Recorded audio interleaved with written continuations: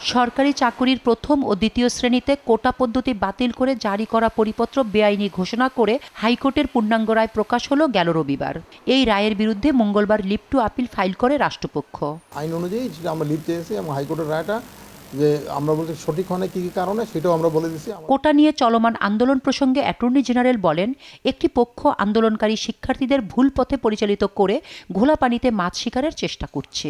এই যে আন্দোলনের কথা বলছেন না, এটা আমি মনে করি যে সম্পূর্ণভাবে অন্য কোনো উদ্দেশ্যে করা হচ্ছে। আদালতের আদেশে বলে দিয়েছেন যে তারা ইচ্ছে করলে আসতে পারে, কিন্তু ওনারা আসছেন না। প্রশাসনিক আদেশ দিয়ে এটাকে করে দিতে পারবে সরকার।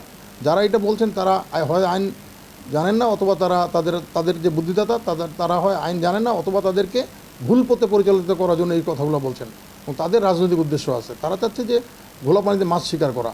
এদিকে এক সংবাদ সম্মেলনে সুপ্রিম কোর্ট আইনজীবী সমিতির সম্পাদক বলেন, স্বাধীনতা বিরোধী চক্রের প্ররোচনায় কোটা বিরোধী আন্দোলনের নামে মুক্তিযুদ্ধের বিরোধিতায় নেমেছে শিক্ষার্থীরা।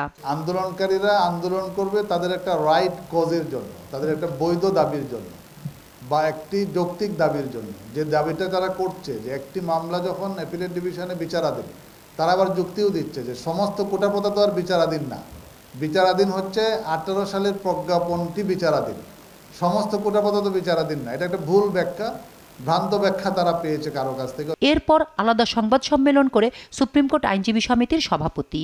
এ সময় আন্দোলনকারীদের ওপর হামলার নিন্দা জানান তিনি। ছাত্রদেরকে বা যারা চাকরির অপেক্ষা আছে তাদের প্রতি নৃশংস হামলা করছে, নিষ্ঠুরতা, প্রতিহিংসা, সেটা বন্ধ করার জন্য আহ্বান জানাচ্ছি।